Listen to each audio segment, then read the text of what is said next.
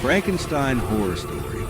Dr. Elizabeth Hartwell stood in the basement laboratory of the abandoned Ingolstadt Medical Institute, her flashlight beam cutting through decades of dust and decay. As a historian of medical ethics, she'd been researching the Institute's controversial past for months, but nothing in the archives had prepared her for what she'd found hidden in the sealed subterranean levels. "This shouldn't exist," Elizabeth whispered, her breath visible in the cold underground air. The record said all of Frankenstein's work was destroyed. Her research assistant, Marcus Chun, stood beside her, photographing the laboratory equipment that lined the walls: antique electrical apparatus, surgical instruments that gleamed despite their age, and most disturbing of all, a massive metal table in the center of the room, complete with restraints and wiring that ran to a complex system of batteries and transformers. "You don't actually believe Victor Frankenstein was real, do you?" Marcus asked, though his voice carried uncertainty. Mary Shelley's novel was fiction. That's what everyone assumes. Elizabeth approached the desk covered in yellowed papers, her hands trembling as she picked up the first document. "But my research suggests otherwise. Victor Frankenstein was a real doctor who studied here in the 1790s. His experiments were so controversial that the university tried to erase all record of him. The novel wasn't entirely fiction. Shelley based it on rumors and fragmented reports of what happened here." Elizabeth's flashlight illuminated a leather-bound journal, its pages filled with meticulous handwriting and disturbing illustrations. "My God, Marcus, look at this. These are surgical notes. Detailed instructions for reanimation." Marcus moved closer, his camera forgotten. "That's impossible. You can't bring the dead back to life." "No, you can't. But according to these notes, Frankenstein believed he'd succeeded. He documented everything: the bodies he procured, the electrical stimulation methods, the chemical compounds he developed to preserve and reanimate tissue." Elizabeth's voice dropped to a horrified whisper. "And there's something else. He wrote about the awakening and the terrible consequence of his success." A sound from deeper in the basement made both of them freeze, a metallic scraping, like something heavy being dragged across stone. "What was that?" Marcus's voice was barely audible. "Probably just the building settling. It's over 200 years old." But Elizabeth didn't sound convinced. She turned her flashlight toward a dark doorway at the back of the laboratory, where stone steps descended even further underground. "There's another level below this one. According to the university's original blueprints, there's a sealed chamber down there. The record described it as a containment vault, but they don't specify what was being contained." "Elizabeth, I really think we should leave. We've documented the lab. We have the journal. We can—" The scraping sound came again, louder this time, echoing up from the stairwell. And beneath it, something else, a sound that might have been breathing, if breathing could sound like air being drawn through damaged lungs. Elizabeth's rational mind warred with her curiosity. Every instinct screamed at her to leave, to get out of this underground tomb and never return. But she'd spent 5 years researching Frankenstein's legend, had sacrificed her reputation among colleagues who dismissed her theories as academic fantasy. "I have to know," Elizabeth said, moving toward the stairs. "Stay here if you want. I'm not letting you go down there alone." Marcus followed reluctantly, his phone out, using its light to supplement Elizabeth's flashlight. The stairwell was narrow, the stone walls pressing in from both sides. Moisture seeped from cracks in the masonry, and the air grew colder with each step down. At the bottom, they found themselves facing a massive iron door, its surface covered in rust, but still intact. The door was ajar. "Someone's been here," Marcus said. "Recently. Look at the scratch marks on the floor. The rust has been disturbed." Elizabeth examined the marks and felt her stomach drop. The scratches weren't from someone opening the door from outside. They were from something opening it from inside. deep gouges in the stone floor, as if massive hands had pushed the door outward with tremendous force. "We need to call the police," Marcus said, backing away. Something's not right here. But Elizabeth had already pushed through the doorway, her curiosity overriding her fear. The chamber beyond was larger than the laboratory above, dominated by a series of large glass and iron containers, each one roughly the size and shape of a coffin, connected by tubes and wiring to a central apparatus. Most of the containers were empty, their glass cracked or shattered.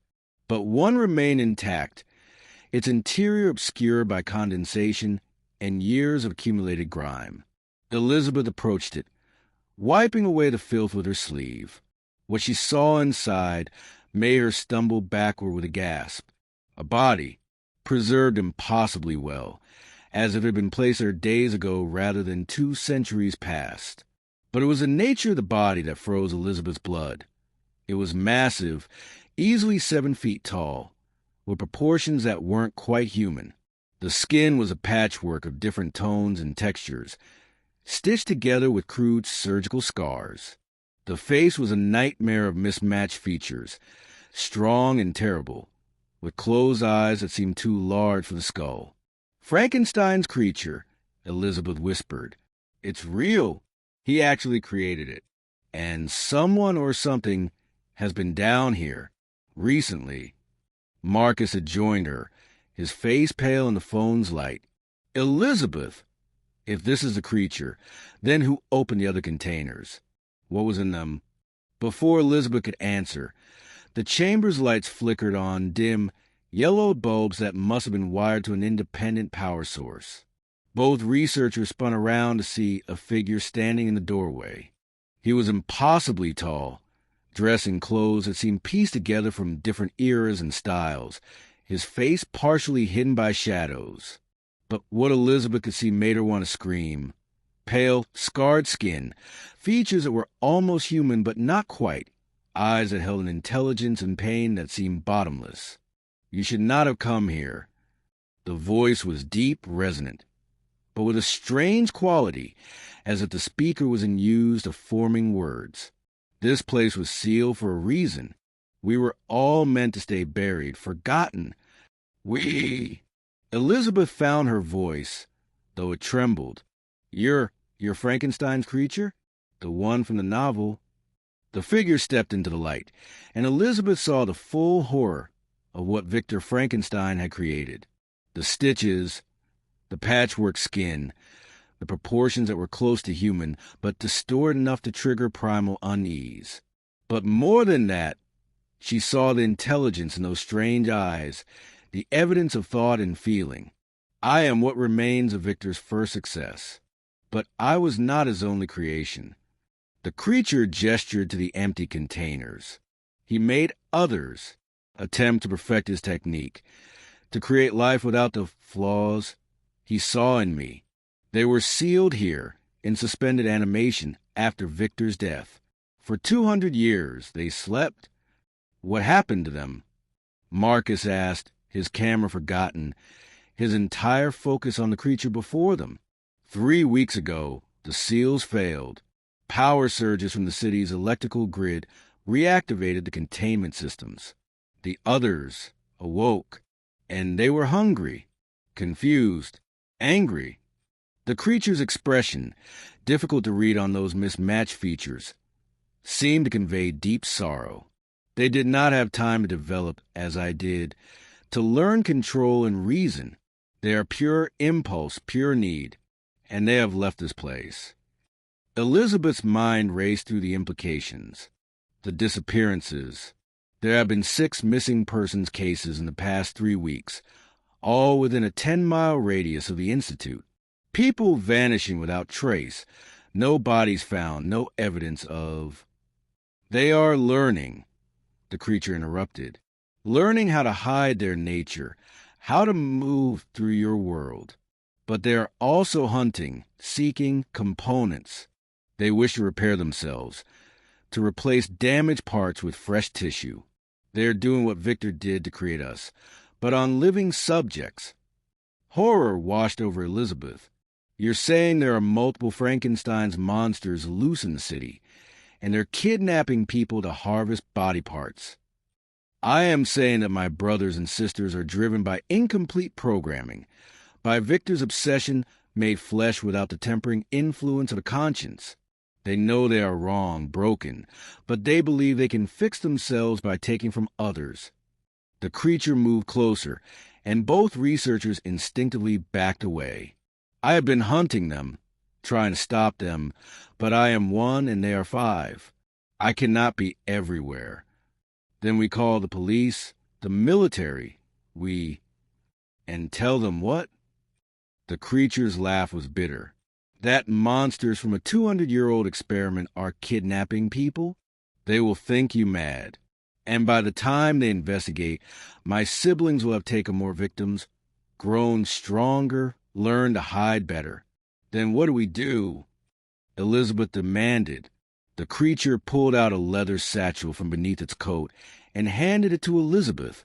Inside, she found vials of liquid, syringes, and handwritten notes in archaic German.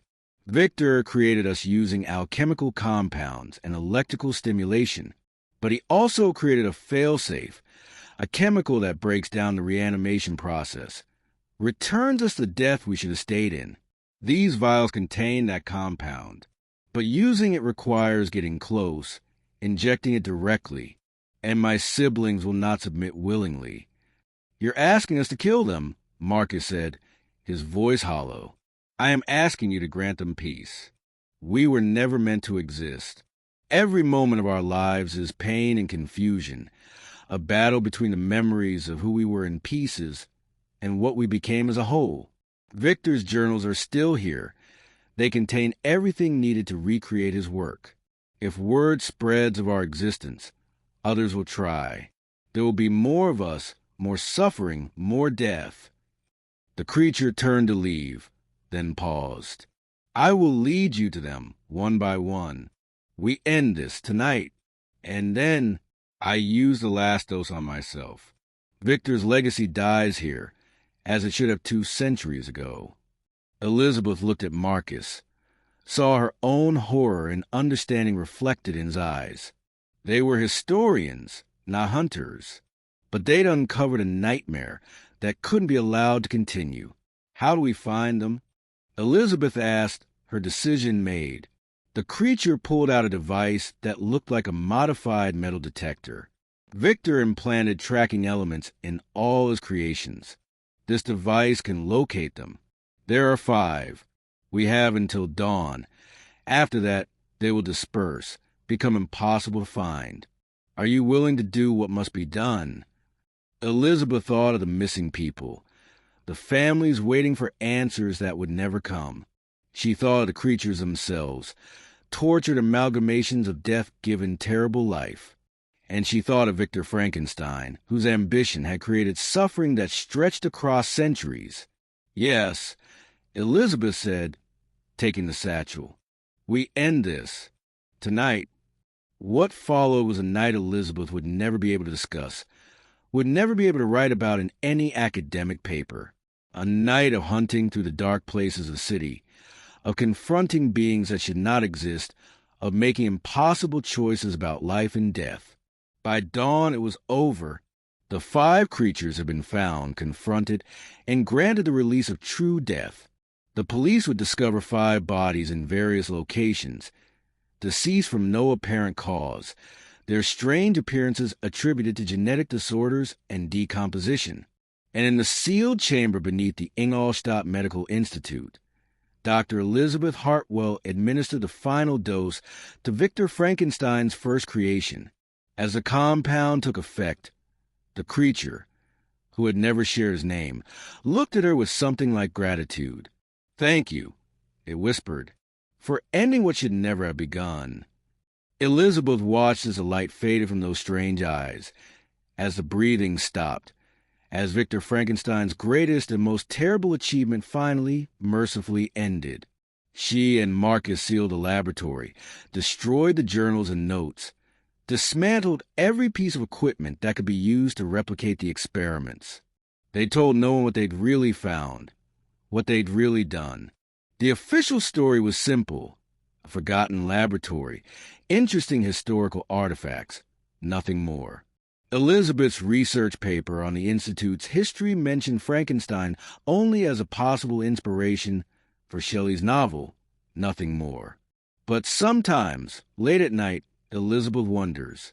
She destroyed the obvious records, the documented procedures. But Victor Frankenstein's mind had been brilliant and obsessive.